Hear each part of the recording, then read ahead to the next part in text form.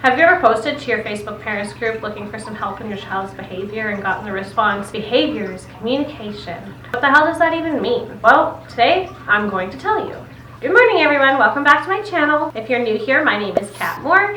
And if you're returning, welcome back. How you doing? Let me know in the comments down below. So today I'm going to be talking about behavior and what the phrase behavior is communication means, because I'm going to be completely honest and level with you guys. When I started this whole thing, I had absolutely no idea. So when I say that behavior is communication, and that means that there is no bad behavior, a lot of eyebrows are going to raise. Also, I am prepared for the flood of, well, what about in this situation? What about in this? What about here? I'm going to tell you right now, every single situation, the behavior is communicating something. Just bear with me because it really does make sense once you look at things a little bit deeper. So when we're looking at behavior, we usually look at it as good or bad. With gentle parenting and the way that honestly neuroscience has uncovered things, behavior is more of a combination of happy and unhappy behaviors as opposed to good or bad behaviors. For example, happy behaviors, smiling, laughing, dancing, jumping up and down, those are all really happy behaviors. Some examples of unhappy behaviors are the ones that we don't like: hitting, calling names, teasing people, yelling. All of those things are unhappy behaviors. When we look at behavior with children, we often forget about the fact that impulse control is everything. Children don't have it. They just don't. They do not have that part of their brain that steps in and says, hey, you shouldn't be doing this right now. That's just not something that really happens there because they haven't developed their prefrontal cortex enough, and they're in a moment when emotions are heightened and they're feeling escalated, their prefrontal cortex is going to be dominant over all logic, all reasoning, all ability to act on what they know is okay and not okay behaviors. This honestly doesn't begin to develop until around 5 to 7 years on average. This can be give or take. Sometimes children don't even develop impulse control until they're 10. Some children do get some levels of impulse control as they grow older. 25 is usually when your prefrontal cortex will finish developing. Now, I mean, it's obviously there's a lot of steps in the development from the age where it begins until 25 when it typically is completed. But when they're children especially, there is almost no filter there that's able to actually stop them from doing the things that they know are bad. So punishing them is not really necessary because it's not something that they can control. It's something that their brain is just doing. Also, children don't really have the words to communicate more effectively. They don't have the words to say, I'm really lonely and I need some support right now. I just need someone to listen instead of trying to fix my problems. They can't communicate those things because they just don't know how. They're still inexperienced in this world, and honestly, most adults don't even know how to communicate those things effectively. So I think it would be a little bit unrealistic to think that a child should know how to do those things on their own. So most behaviors that a child shows are also extremely appropriate. A lot of people get caught up in, well, my child knows better and blah, blah, blah, but they don't really acknowledge or stop to think about the fact that these are behaviors that children have been doing for millennia. Children have been hitting their siblings, swearing at each other, picking on each other, throwing things, talking back to their parents. All of these things children have been doing for millennia. Traditional parenting never stopped it. In some children, yes, they became compliant and they stopped the behaviors that were undesirable. But in the case of many children, it just didn't, like this. These are normal behaviors that were not punished out, but the children grew out of. A lot of people who prescribe in traditional parenting kind of have this mindset, and I know this because I was so guilty of it, because we kept punishing the child, that the behavior stopped because of the punishment.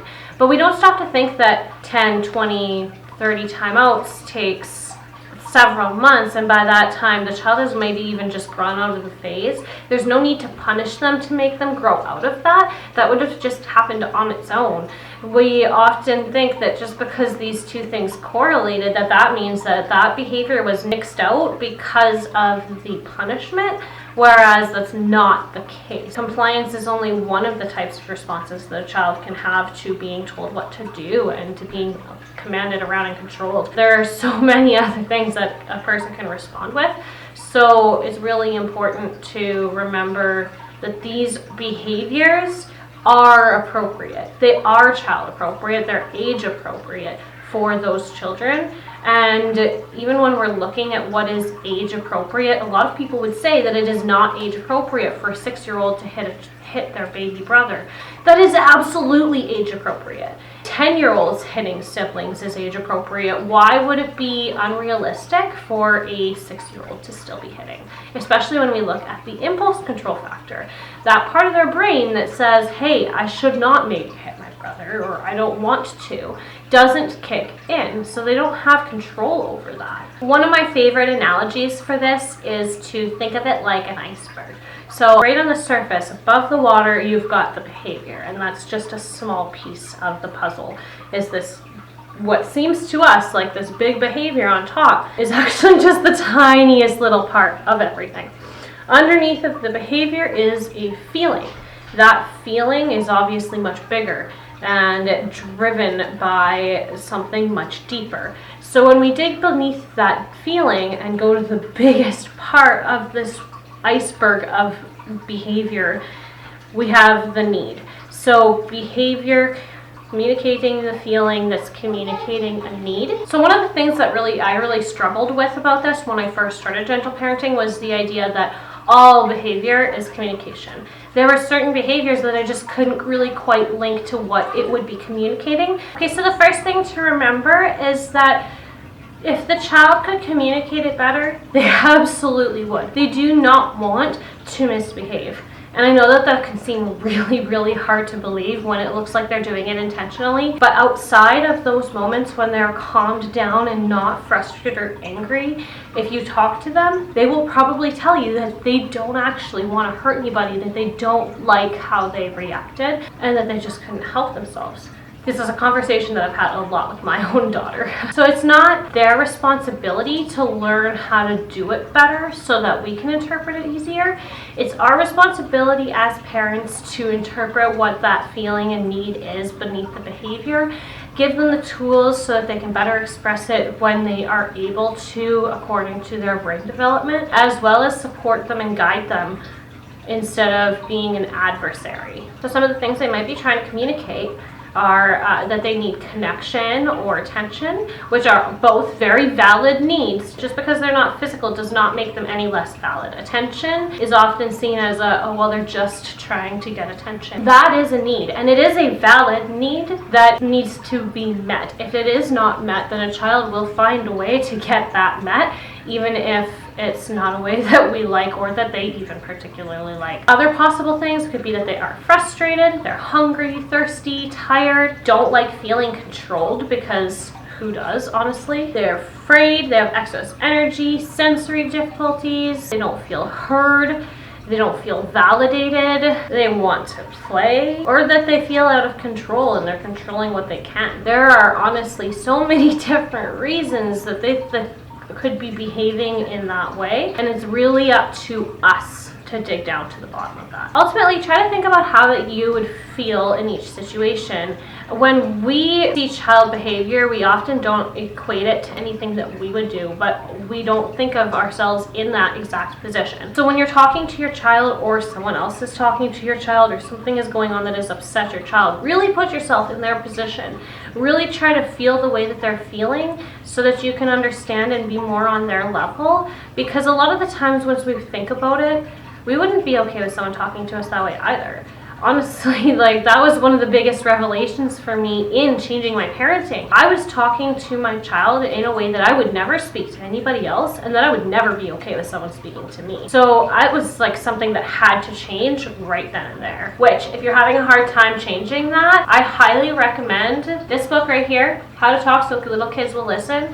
These books are amazing for learning how to change the way that you talk to children, especially if you've been talking to them a certain way your whole entire life. Then it can be really helpful, and I needed this so badly. That book also really does help to put things into perspective. They really take the situations and put them into similar adult situations that can help you to understand why your children are feeling the way they're feeling and why they respond the way they respond to things when you're like, I didn't even do anything. Usually It's just the way that you said it, and just tweaking that just a little bit could change the entire outcome. When you're looking at how maybe you would have felt as a child having these things be said to you, try to remember not to invalidate yourself. We get really used to invalidating children and the way that children feel to the point that we actually invalidate the way we felt. Because I don't think anybody is raised thinking, oh, I'm totally okay with being spanked. It's not until we become adults that we get the, well, I was spanked and I'm fine.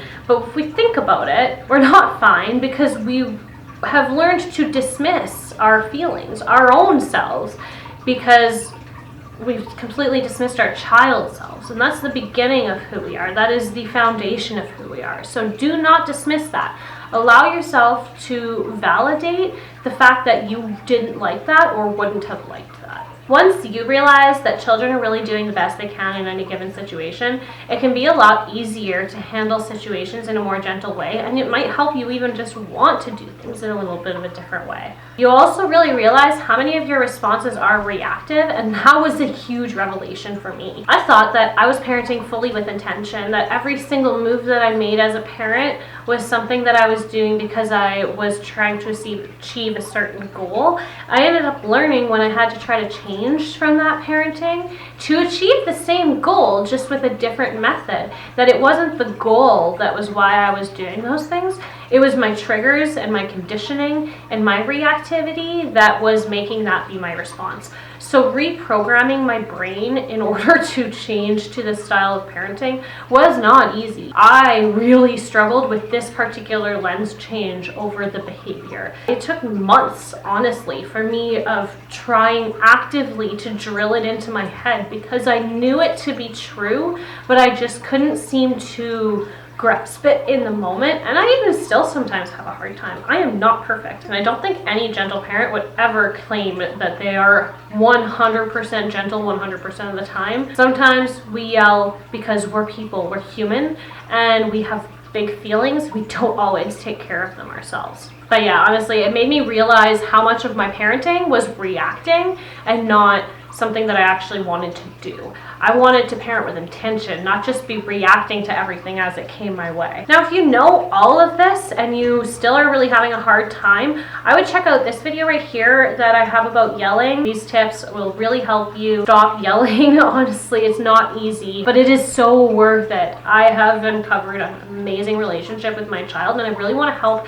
everybody have that kind of a relationship with their child as well. So if you're looking for more information or tips on how to be a parent in gentle parenting, make sure you hit subscribe and that little bell so that you get notified. I have new videos coming every Tuesday. See you next Tuesday.